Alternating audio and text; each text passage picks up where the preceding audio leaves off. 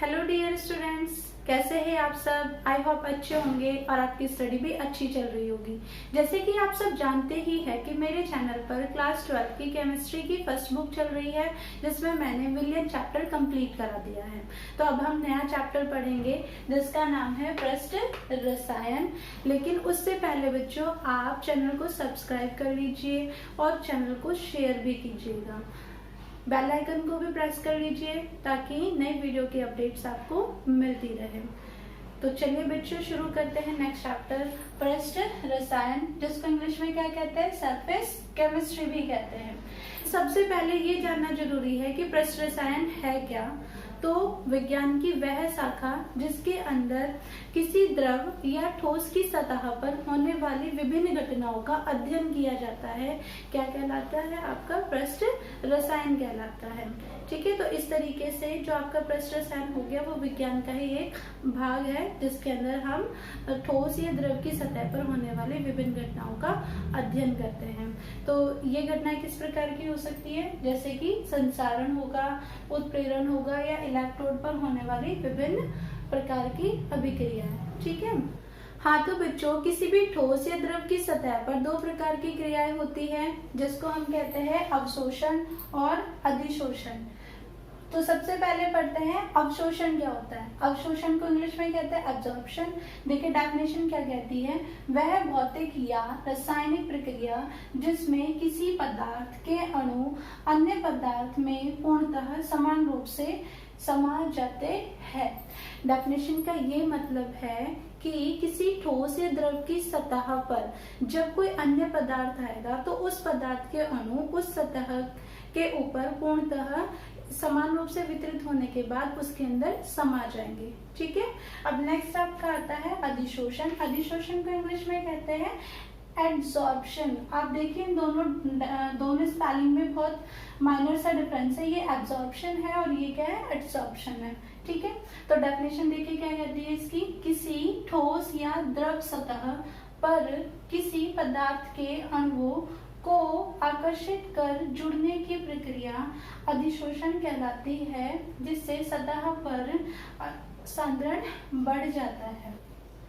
That means किसी ठोस या द्रव की सतह पर कोई पदार्थ जब आएगा तो वो पदार्थ उसकी सतह पर आकर्षण बल की वजह से केवल सतह पर ही जुड़ता है, ना कि उसके अंदर समाता है। तो इन दोनों प्रक्रियाओं को समझने के लिए हम एक एग्जांपल, ठीक है, मैंने कहा कि ये एक बकेट है, ठीक है, और ये भी एक बकेट है। दो बकेट ले ली मैंने अलग अलग। इसके अंदर मैंने कोई ठोस पदार्थ लिया, ठीक, ठोस पदार्थ यानी कि कोई भी सॉलिड बॉडी ले ली, और इसके अंदर भी मैंने एक ठोस पदार्थ लिया, ठोस पदार्थ। अब मैंने क्या किया कि मैंने यहाँ पर कोई ऐसा पदार्थ डाला कि वो पदार्थ केवल इस ठोस पदार्थ की सतह पर ही, ऊपरी सतह पर ही चिपकता है, ठीक है, ना कि इसके अंदर समाता है। जबकि यहाँ पर मैंने कोई ऐसा पदार्थ लिया, आने वाला पदार्थ ठोस, द्रव, गैस कुछ भी हो सकता है, जो भी सतह के ऊपर आएगा। तो मैंने यहाँ पर कोई ऐसा पदार्थ लिया जो इसकी सतह पर तो चिपकता ही है, लेकिन साथ ही साथ सतह पर चिपकने के बाद उसके अंदर भी पूरी तरीके से क्या हो जाता है, एब्जॉर्ब हो जाता है, यानी कि इसके अंदर भी समा जाता है। तो जिस प्रक्रिया के अंदर आने वाला पदार्थ सतह के अंदर तक समा जाएगा तो उसे कहेंगे अवशोषण, अवशोषण। और जिस प्रक्रिया के अंदर आने वाला पदार्थ केवल सतह की ऊपरी परत पर ही रहता है, सतह की ऊपरी परत पर ही समान रूप से वितरित हो जाता है, उसे कहते हैं हम अधिशोषण। ठीक है। अब इन दोनों के एग्जाम्पल हम रियल लाइफ से कनेक्ट कर देते हैं।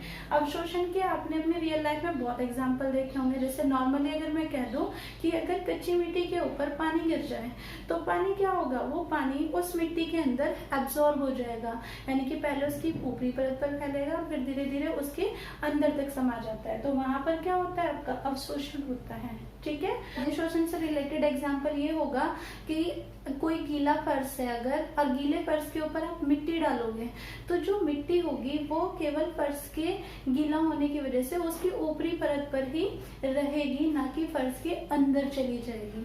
तो इस घटना में क्या होगा कि आने वाला पदार्थ केवल सतह के ऊपरी परत पर ही रहता है और इसके अंदर सतह के ऊपरी परत पर फैलने के बाद उस बॉडी के अंदर भी पूरा समा जाता है, एब्जॉर्ब हो जाता है।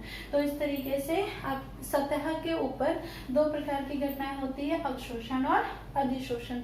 दोनों में बहुत ही माइनर सा डिफरेंस है। मैं फिर से बता देती हूँ कि अधिशोषण के अंदर केवल परत के ऊपर पदार्थ वितरित होता है, जबकि अवशोषण के अंदर आने वाला पदार्थ ठोस या द्रव की सतह पर पूर्ण तरीके से समा जाता है या उसके अंदर अच्छे से एब्जॉर्ब हो जाता है।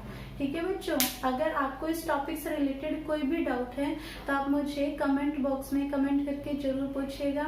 मैं कोशिश करूंगी आपके सभी डाउट्स क्लियर करने की। मेरी वीडियो को लाइक और सब्सक्राइब जरूर कीजिएगा और शेयर करना ना भूलिएगा। Thank you so much.